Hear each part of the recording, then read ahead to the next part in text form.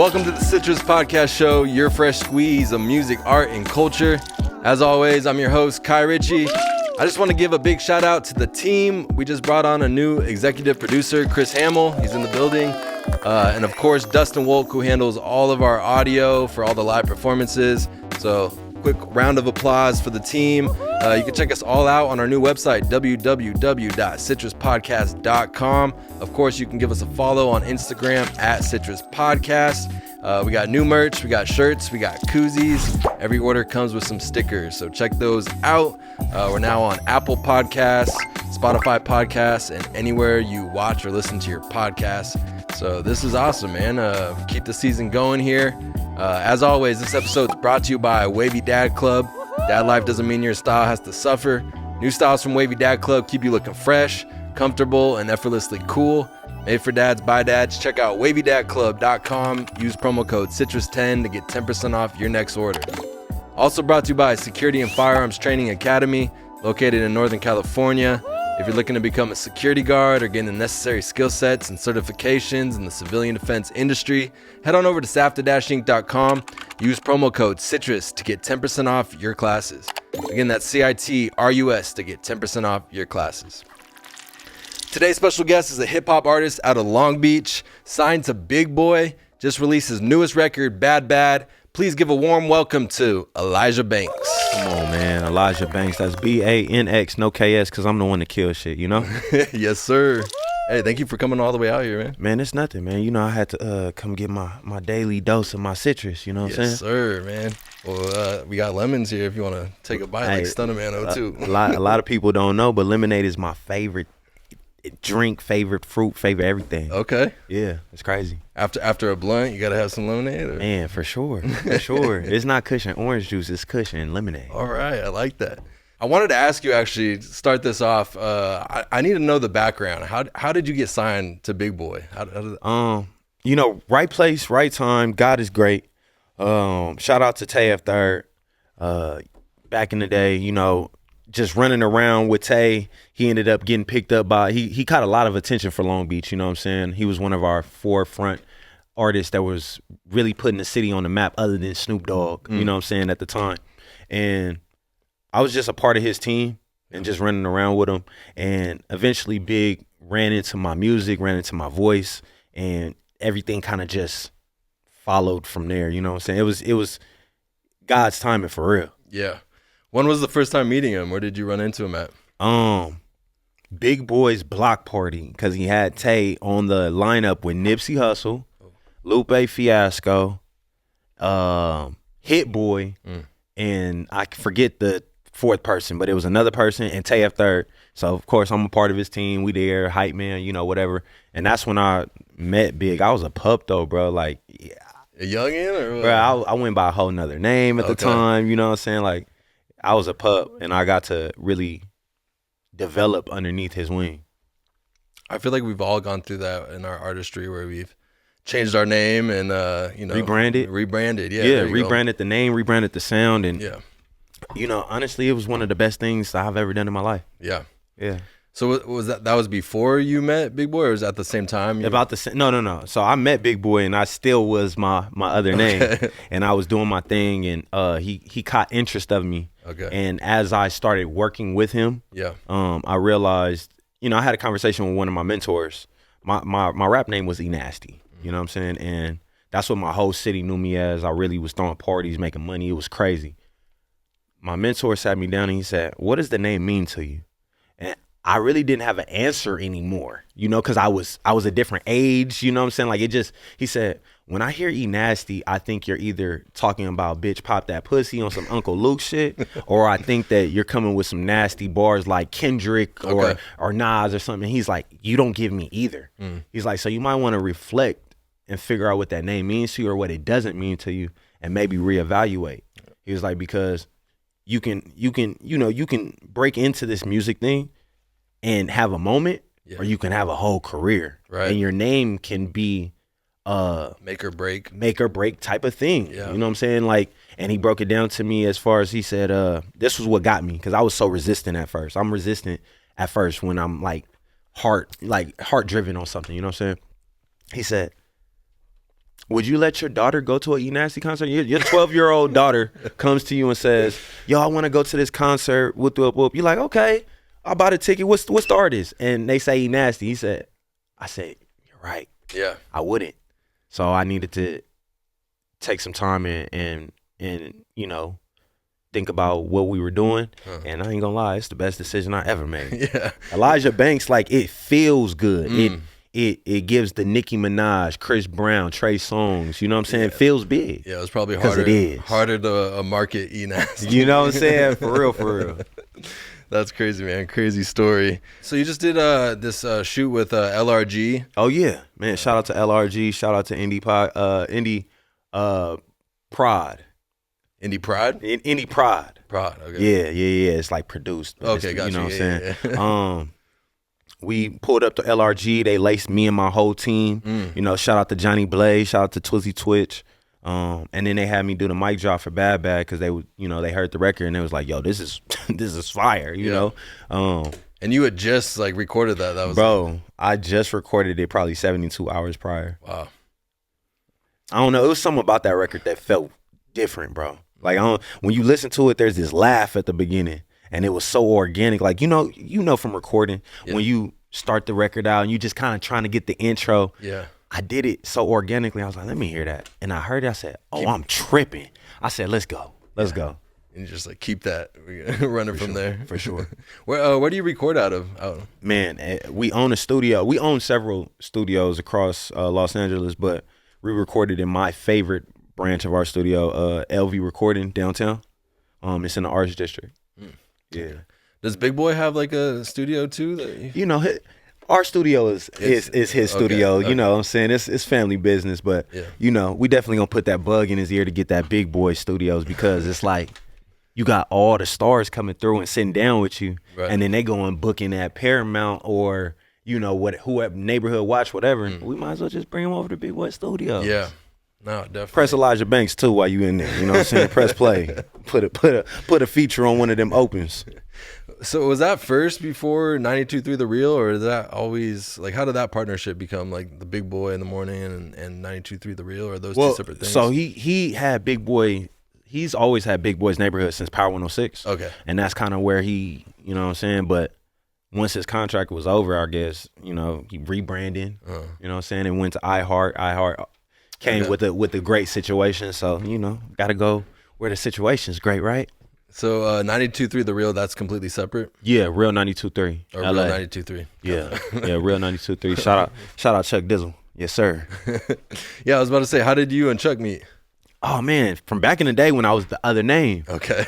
You know, we used to, me and Tay and you know, Blast, all types of people, bro. We used to pull up and just do interviews with Chuck and Head out of the closet type stuff, you know what I'm saying? So we was rocking with Homegrown when they was really homegrown. So yeah, and that was just like first starting. Yeah, you know, so shout out to them because they didn't actually help pave a way for a lot of upcoming artists, you know what I'm saying? Yeah, so shout out to Head, shout out to Chuck, shout out to Lupe, and shout out to Sparkle. You know, you already know Sparkle. Yeah, he gave a lot of the first interviews for a lot of these artists that ended up blowing up, even Kendrick. Oh yeah.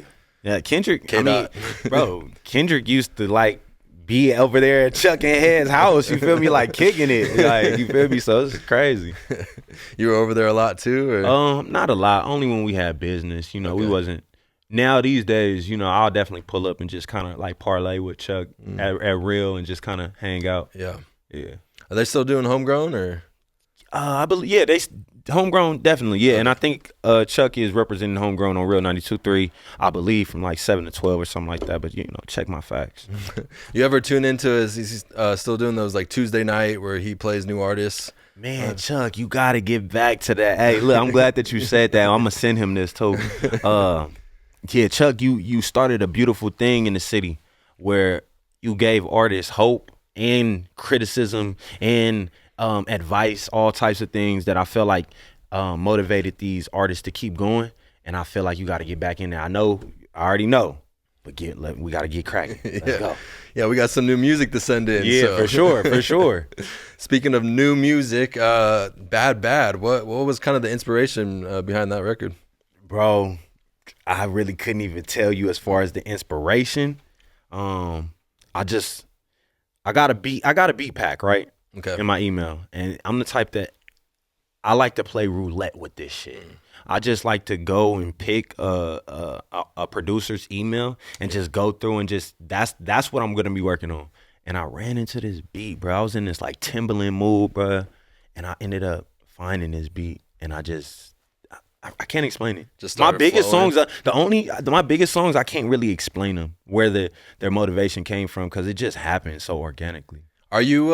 Do you like play the first 30 seconds and you're like, nope, next one, or do you first 10? First 10. It's got to catch you like that. Got you. Every song that I've done that has been like something for sure, I knew within 3 to 7 seconds for sure. What's your like writing process? Are you you got to hear the beat first and then you start writing, or do you have like already a topic do you want to talk about, or Russian roulette? We go in the studio and however we feel. Yeah. However, it's not even how I'm feeling at that very second. It's what I hear, and then it translates to what I'm feeling, what the sound makes me feel. Yeah.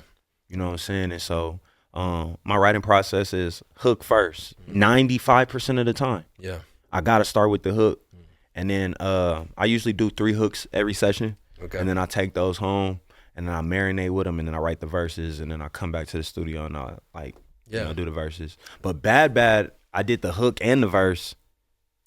And then I came back like 3 days later or 2 days later and did the second verse. And I was like, I told Twizzy, I was like, this is something special because I haven't felt like this in a while. Yeah.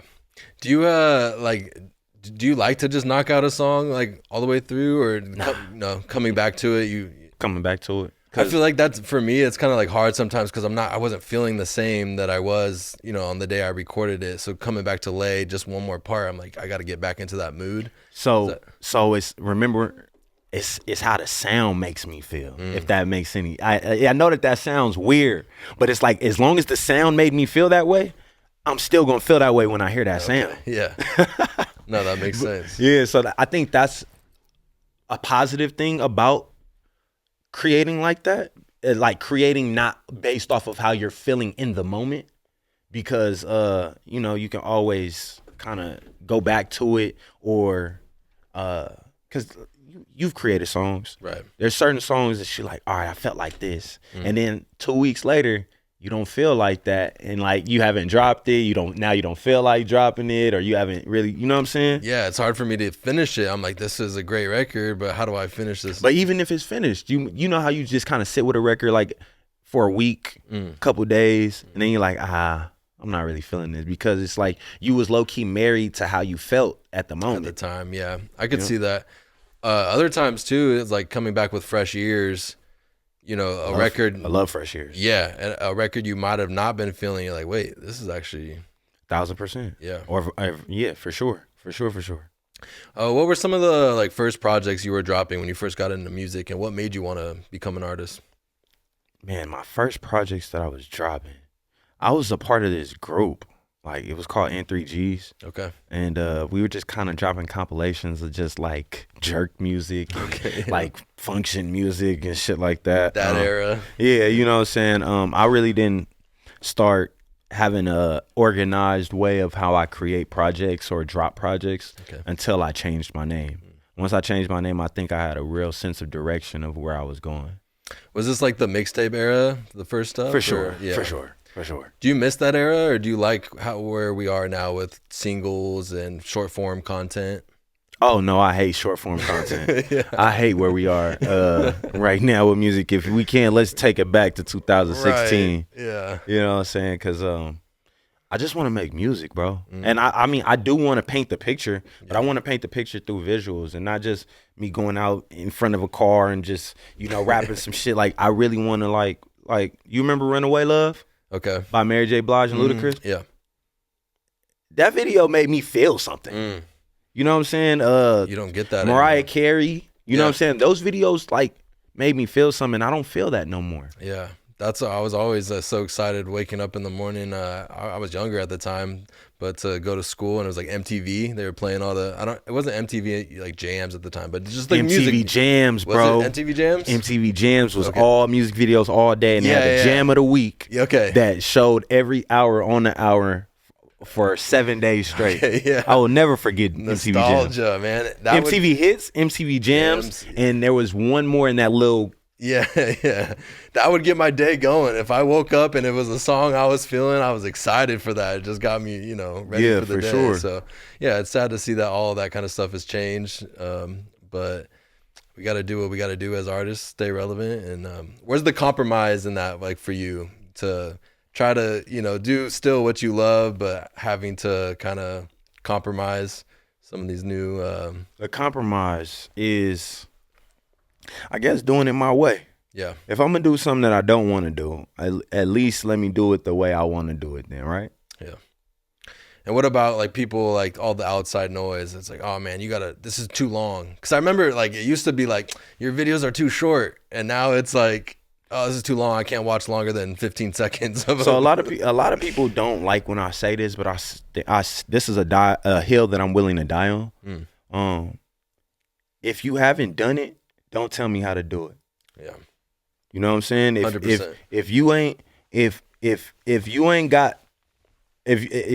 If you haven't been assigned a position or shown that you have this, grand advice to the point where people value it, you know what I'm saying? Don't tell me how to do it. Now, as far as music, I take people's opinions because like, you feel me? But as far as like how to do something, don't tell me how to do it if you ain't done it.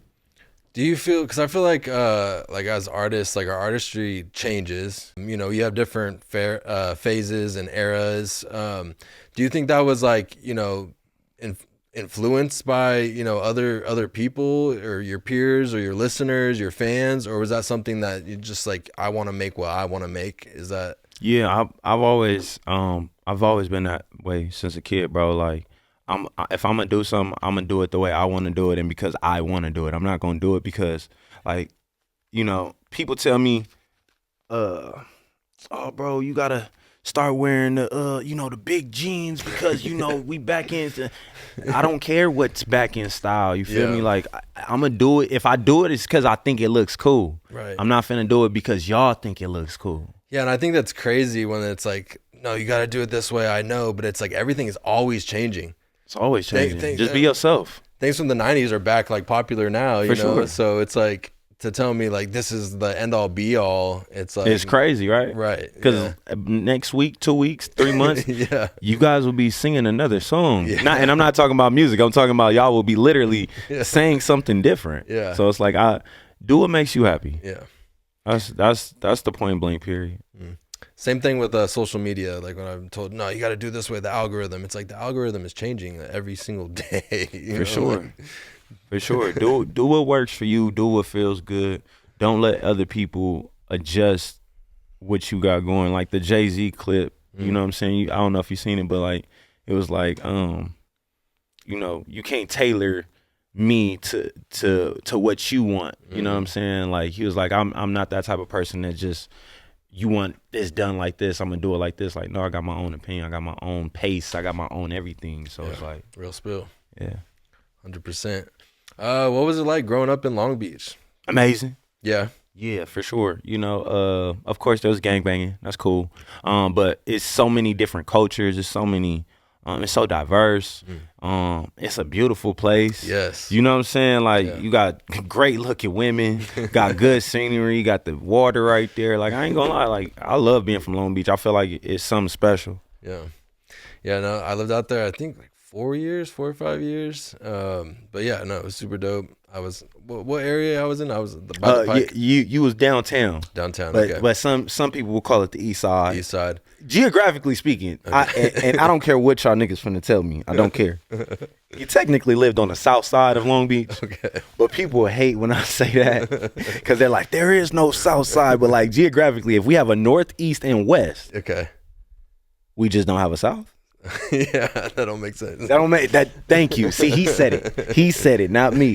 But it just doesn't make sense. No, I thought it was dope because it was like one side was like city life, then you got the beach. The Queen Mary was over there, and where you were exactly. If you walk about 5-7 blocks west, you'll run into some real interesting people. Yeah, yeah. What is that further down? Down Magnolia. Okay, yeah. Walk, get to like 7th and Magnolia. You'll see the difference of the temperature change. Is that by the 76, like right before you? Oh yeah, you know exactly where I'm talking about. Go ahead and the neighborhood that's like that surrounds the 76. Yeah. Don't go walking through that. Okay. Yeah. Yeah, no, you got to jump on the 710, 405. That was my commute to Inglewood over there. Yeah, Long Beach is a big place, man. A lot of people don't realize how big it really is. We have 4 major freeways that literally hug us: the 91, 605, 405, and 710. Okay, and those are major freeways. And then PCH too. It's not really a free. Hey man, that's the first freeway technically, so it's like fuck it, Yeah, those streets that are freeways confuse me. Yeah, yeah, no, LA, yeah, definitely a lot of confusing freeways out there. Yeah, when I first moved out there, yeah, man. What kind of influence, early on influences? Living in Long Beach, starting getting into music. Was it like Snoop? Come on, for sure. Snoop, Ice Cube, Bow Wow. Yeah. I know that probably threw everybody off right there. Hey, but who brought us Bow Wow though? Snoop. Snoop did? Really? Did he not? That's how I got introduced to him. Is it really? Okay. Snoop was on one of his first singles. Okay. Yeah, because he was Lil Bow Wow and he was with Snoop Dogg. I'm not as educated, I guess. Yeah, shout out Shad Moss. You know what I'm saying? Yeah, Ice Cube, Snoop, Bow Wow, and Lil Wayne. Yeah, Wayne. Yeah, Wayne. I ain't gonna lie. You grew up in my era and you're not a Wayne fan, and it's questionable who you what you're into. Yeah, Carter 3. Come on, that's classic, bro. Yeah, the Drought 3. Come on, bro. Yeah, I think that's when I started. Carter 2 was classic too, but Carter 3 was like. Yeah. Do you think you take a lot of inspiration from those artists, or they just inspired you to get into music? I didn't take too much inspiration, like for your music. No influence from Wayne. I think just the fact that he was such a great rapper and so diverse and creative, I think that's what I just appreciated. Okay. But Snoop and Ice Cube definitely influenced my flow and my pen. Okay. For sure. Yeah. Yeah. 100%. When you're not doing music, doing all this crazy stuff, I'm always doing music, man. I'm always doing music. Well, for that 5% when you're not, okay. What does Elijah Banx like to do on his free time? Everybody's gonna know this is a true fact. I love going bowling. Okay. You know what I'm saying? What was out there? The Bolero? Bolero. Yeah. Okay. I ain't gonna lie. We used to throw a bowling night every Monday.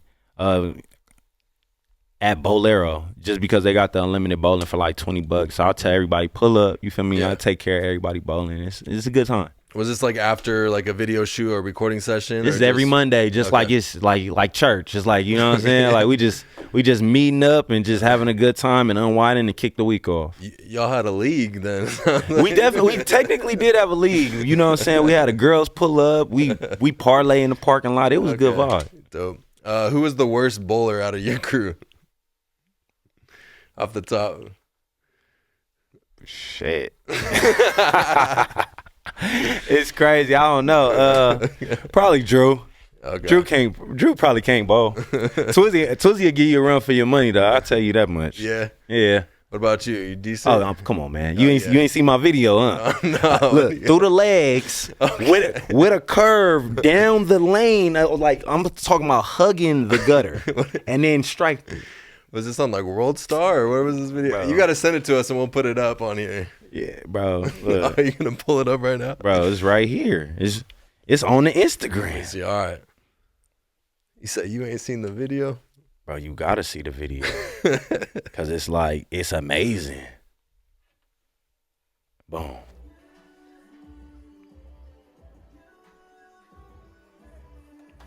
Now watch the precision.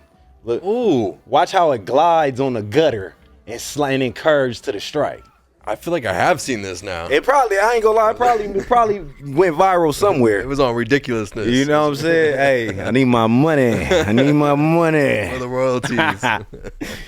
No, that's dope, man. So bowling, anything else? Video games, I got a Switch. You know what I'm saying? I'm waiting on the Switch 2 to come out, but I got Grand Theft Auto on there. I will whoop anybody in Super Smash Brothers. I will whoop anybody for bread, not for bread, for your system. I don't care. Is this N64? Nah, this is my Nintendo Switch. Oh, they got it on the Switch now. Okay. Yeah, so I got Grand Theft Auto on there. I got everything, bro. Okay. Yeah, see, they were playing for money for 2K, but you talking about Super Smash? Don't do the 2K. Nah, stay out of all that. I'm out of all that. It's cool. Take me out of all Madden and 2K conversations. You feel me? Now Tony Hawk. Oh yeah, I whooped that ass, belt to ass, boy. Stay on my grind. I'm talking about 2 million combo on your ass, boy. You know what I'm saying? So yeah, that's really all I really do. In my free time, I like to kind of get back to the music. In my free time, I like to write and listen to music or watch interviews on artists that I like or watch live performances so I can try and figure out how to interact with the crowd. Like I'm really a nerd when it comes to this shit. I obsess over it. You gotta be. Yeah. You were talking about live performances. What were some of your favorite live performances you've done, and do you have any upcoming shows? Oh yeah, man, we going on a whole tour. Okay. In July, we 33 cities across America. Okay, are you opening act? You going with someone? No, I'm support. I'm like right up underneath the headliner. Okay. King Lil G. All right. You know what I'm saying? Shout out to King Lil G and the Socios. Y'all already know how we rocking. From California to New York and back. And so I'm kind of just chilling on shows right now just so I can get ready. We about to do a lot of rehearsals and just everything. Promoting this bad record so that when we get on the road, we can really do some damage. People singing it in the crowd. Yeah, you know what I'm saying?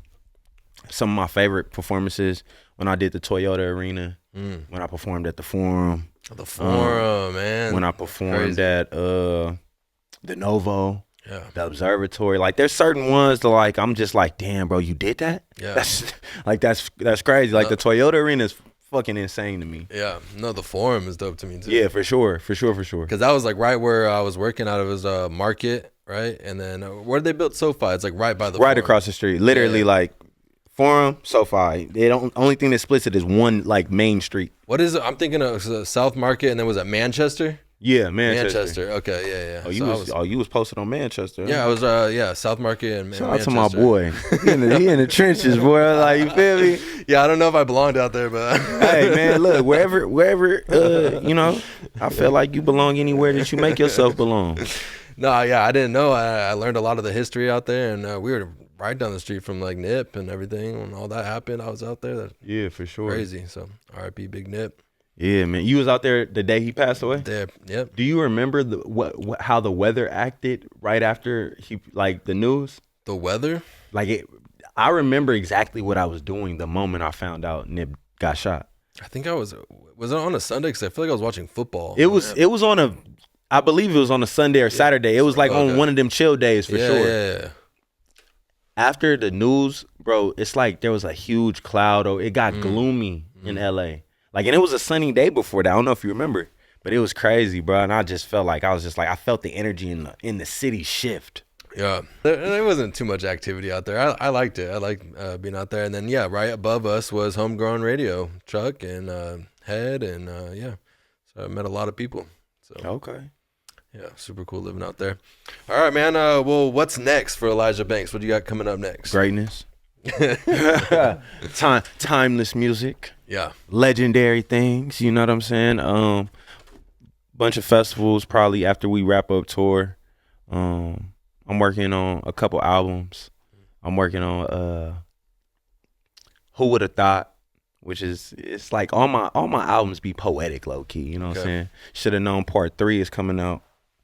I'm working on In My Head, which is a country mental health awareness album. Wow. Yeah, I'm real deep into that. You know what I'm saying? So that's kind of like the wave right now. Is a lot of. I've been doing country music since like 2020. I haven't released it. Okay. Because I felt like I wanted to grow with my sound. If that a lot of people don't understand it, but you know, I would love to hear that. Actually, that sounds. Yeah, I'll press play after. You know what I'm saying? I definitely got a couple joints in the cut, and I'm also working on God damn it, They Must Have Forgot. It's coming out. That's the album that's actually about to come out for the summertime. Okay. Cause They Must Have Forgot I Make Hot Shit. It's just 5-song EP. It just club bangers. You feel me? Bad gonna be on there. Okay. So look out for that. But you got a release date for any of these or? Hell no. No. Hell no. We just working. Okay. We just working. It's gonna be a surprise. Okay. RNBanx got a release date. Oh, that's my baby. I've been working on RNBanx. It's an all R&B project. We doing RNBanx and RNBanx X rated. So it kind of explains the X in my name. You feel me? I'll be on some shit sometimes. Yeah. No, I'm excited for that one. I want to hear. Yeah. So not all these projects all at once. Y'all for sure gonna get at least 2 projects before the end of the year. I'm thinking RNBanx and They Must Have Forgot. Any big features that you can name drop? Or? Oh, man, I don't like to talk about my features. No, man. okay. I'm a little shy. Okay. I'm a little shy. But hey, look. Shout out to Trey Songz. That's all you get from me. Woo! That's all you get from me. Shout out to Trey Songz. That's all you get from me, okay? All right. All right. Exclusive drops on Citrus Podcast. Come on now. What's like your rollout for a lot of these? What do you got planned? Music videos? Obviously you got the tour coming up. I'm thinking like movie. I'm thinking short film. Yes. I'm thinking short film to connect all, because my projects are not just projects. Oh, we put this song with this song and this song. I swear to God, every project I've dropped up to date is a whole story. So it's like I want to find a way to piece all of that visually together to make like a visual album. Yes. So, you know what I'm saying? We're going to make y'all feel emotions again, nigga. We got some movies, man. Get your popcorn, man. Yeah, get your popcorn ready, bro, because we not, Banx stands for being average, never accepted, or never existed, whichever one. I really don't care. It's up to you. All right, man. This has been the Citrus Podcast Show, your fresh squeeze of music, art, and culture. You can follow us on Instagram at Citrus Podcast, and you can follow Elijah Banx on Instagram at ELIJAHBANX. Please don't put the KS. Come on now. Hey, thank you so much for coming on the show. Nah, thank you for having me. Stay tuned. We got a live performance by Elijah Banx. Banx? Performing Bad Bad. Bad Bad. Oh my fucking God. You seen that mad again. It's your boy Elijah Banx. I'm on the Citrus Podcast. So you better stay tuned. Let's go, like, whoa, baby, clap that. Go make it bounce, let me grab that. She moving too fast, make a man mad. Baby, bad, bad, whoa. Got the club lit, everybody going crazy in this bitch. Throwing ass in a circle with her friends, and we ain't leaving to the club. Baby, walk one. If we in the spot, you better pop that. She a good freak, I can match that. She a hot girl, don't talk much, baby, just whine to that bass like this. Baby, slow grind when that bass line hit. Move to the left and dip and you twist. Everybody know bad girls on the list. She got hands on knees with body heat, it's like that. Spin around, she hit the split, she like that. Bad girl when she step out in the crowd. Dash out ting, make the place get like, whoa. Baby, clap that. Go make it bounce, let me grab that. She moving too fast, make a man mad. Baby, bad, bad, whoa. Got the club lit, everybody going crazy in this bitch. Throwing ass in a circle with her friends, and we ain't leaving to the club. On the river, make it flow. Drop it down, bend it low. Shake that, wine that, take control. 1 time, 2 time, make it roll. Now sound cool, gon' make that leg work. And we out to make it work till your legs hurt. We can't stop till sweat on your shirt. Zaku, that's good footwork. Yeah, big body, big body, big body queen. No, she bad when she step on scene. Do one thing when she dance on me. Whoa, baby, clap that. Gon' make it bounce, let me grab that. She moving too fast, make a man mad. Baby, bad, bad, whoa. Got the club lit, everybody going crazy in this bitch. Throwing ass in a circle with her friends,